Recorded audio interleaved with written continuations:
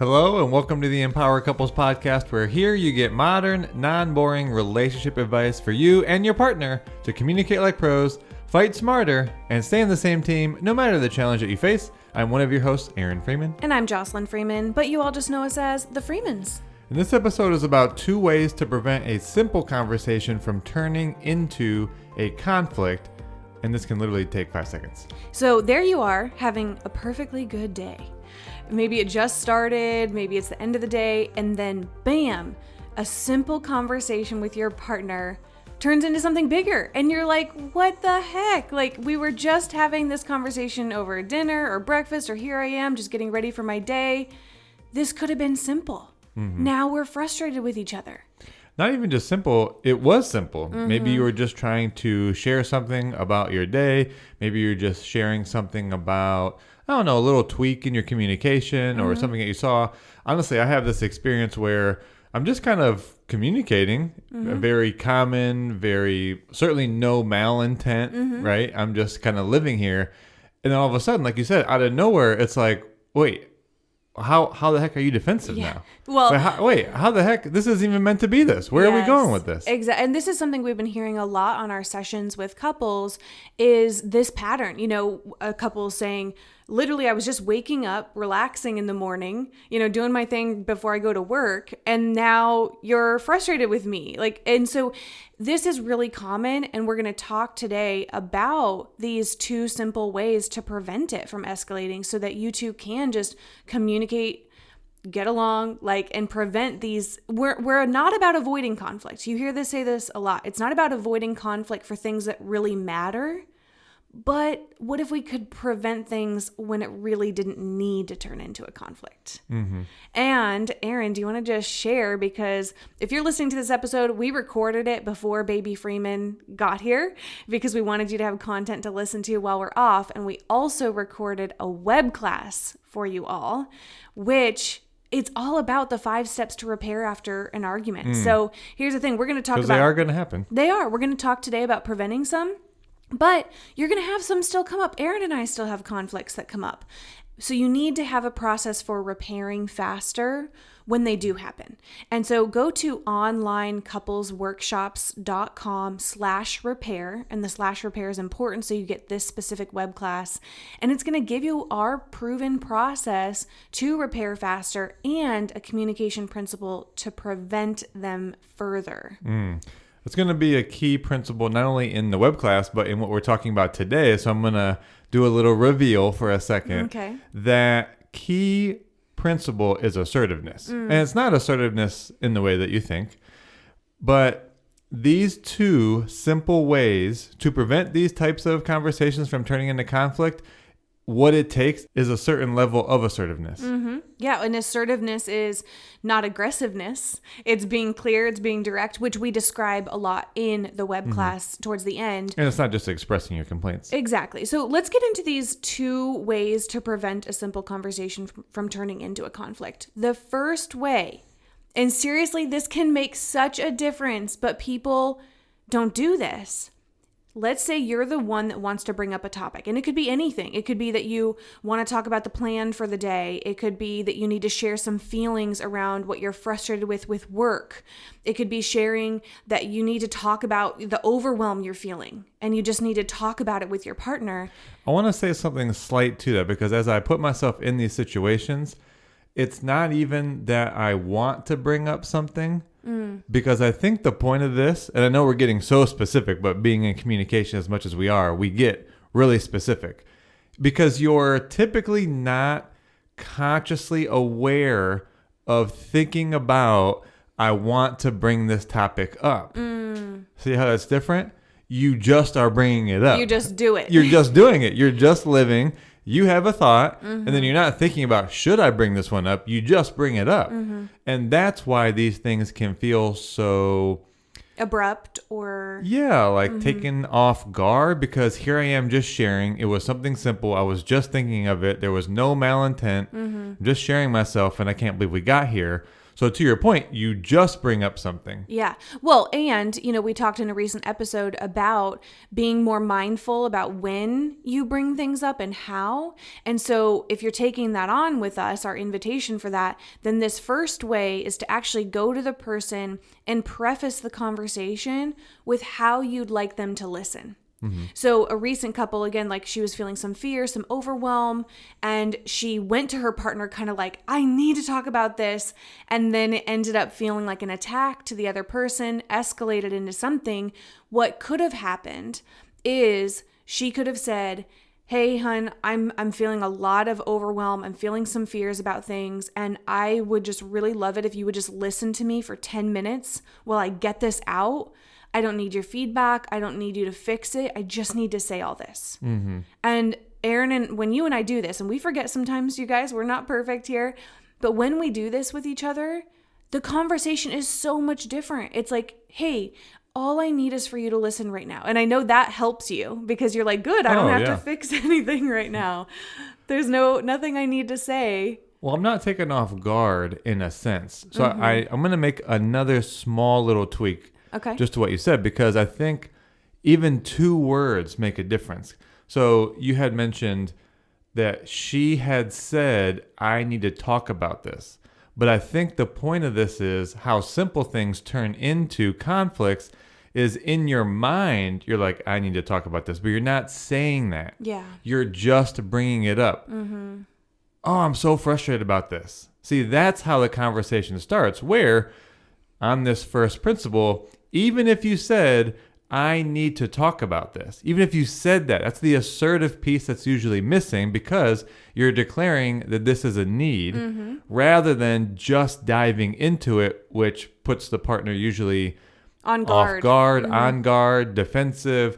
And a lot of times it can just be because of the energy in which you're sharing it. It's not even about them. But if you think about this, anytime anyone, well, in this case, really just your partner, a lot of times it's the feeling of the energy of frustration, of anxiety, of stress. And another couple we talked to yesterday, that was key for him. He didn't say it, but it's when his partner came into the room and just started sharing, that anxiety was felt by him. Yeah. And I think that's a part of why simple things turn into conflicts as well. So just summarizing this point, asserting yourself just by saying, hey, there's something I need to talk about. I'm just wanting to vent or share. I just need you to listen. Exactly. And that helps the other person go, okay, that's how you want me to listen, just to understand. I don't need to fix it. I don't need to solve it.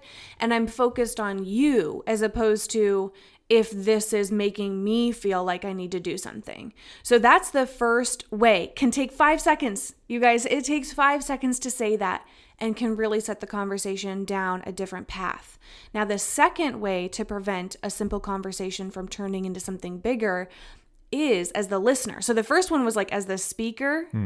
This is more of a listening role, is for you as the listener when your partner is expressing something, whether it has to do with you or not, focus on what they are saying they want more of emotionally. This is different, right? So listening, you've heard us say this in different, we cannot say it enough though. Listening is not a passive action. It's not just automatically happening. You actually have to choose how you're listening. And so if you listen by default, by accident to your partner, you could listen for whether you think it's valid what they're saying, whether you agree, whether you need to defend something. But if you shift your focus to listening to what they're saying they want more of. So, and this is really key. I'll give an example. Let's say your partner comes to you and they aren't being as conscientious of how they bring it up, like they might not be in a moment where they're using the tools that we provide.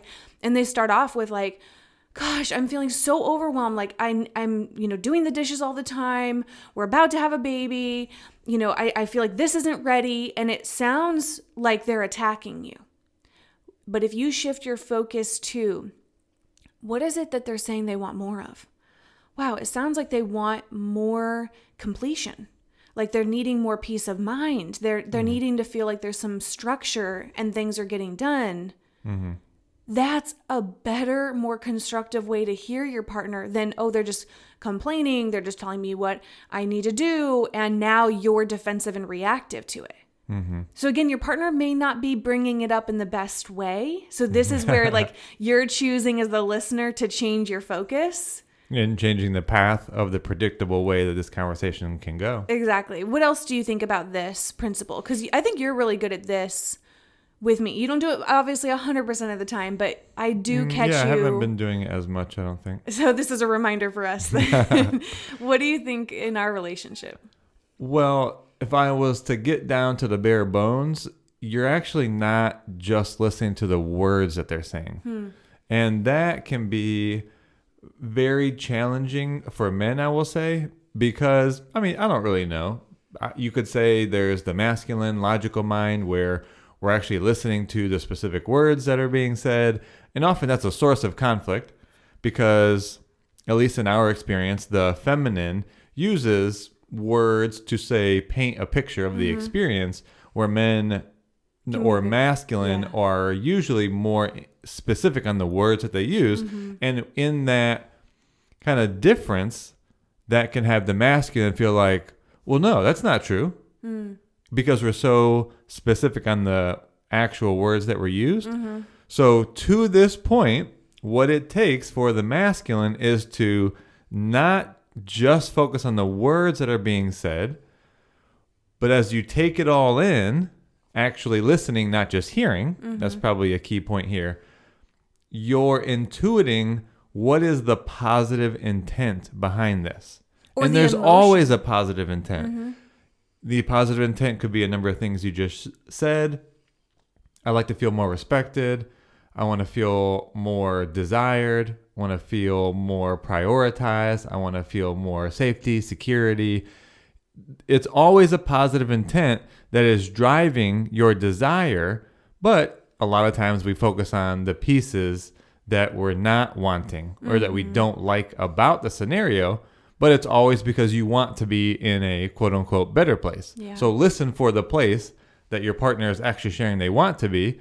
And if you say that back to them, like here, your partner could be starting down the path of saying, I'm not liking this, I'm not liking that. The way you spoke to me had me feel disrespected. Okay, you could listen to those words, but if you were to say, oh, it sounds like what you're wanting is just more structure, more clarity, more ease. More love, more connection. Literally your partner will stop and pause, and you can watch their eyes like move like up and to the right as they're thinking like, oh yeah, that's right. Yes. Oh yeah, I do.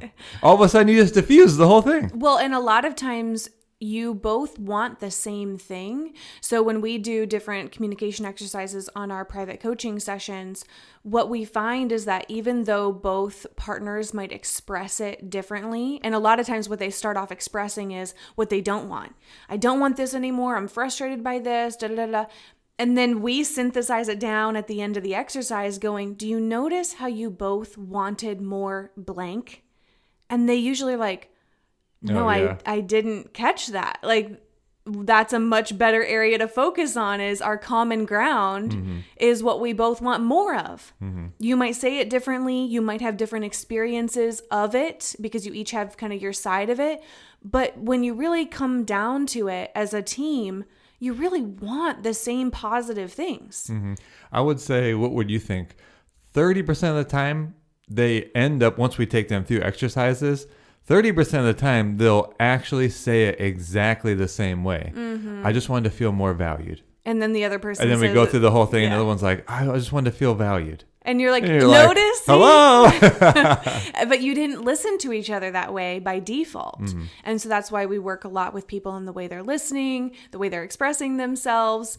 And yeah. I wanted to say something really quick. Yeah, when I realized I just said hello, I could see how that would feel like diminishing. Like, oh, you don't see that? But I said hello as in, oh my gosh, look at this realization Right. of you both wanting the same thing. Isn't that an awesome breakthrough? I love that. That is That's- great. I had Yeah, to say you're that. you're definitely not diminishing them. You're like more like, look how awesome. Yeah. Exactly. Well, we really hope that, especially if you're listening to this over the holiday season, as you're going into the new year, that you are really focusing on these simple but powerful shifts that you can make to communicate better, to prevent unnecessary conflicts, and make sure that you take advantage of the WebClass that we have for while we're off with Baby Freeman. You want to go to onlinecouplesworkshops.com/repair, and that link will also be in the show notes if you just want to easily be able to click it. But watch that while we're off, and we'd love to hear from you, even though we're just, taking time to snuggle. Send us a DM on Instagram. Let us know how you're enjoying both the podcast, but also the web class. And we've got some more goodies coming to you guys when we are back from our time off. And so we'll keep you posted on all those things as well. But we love you, and we can't wait to talk to you on the next episode.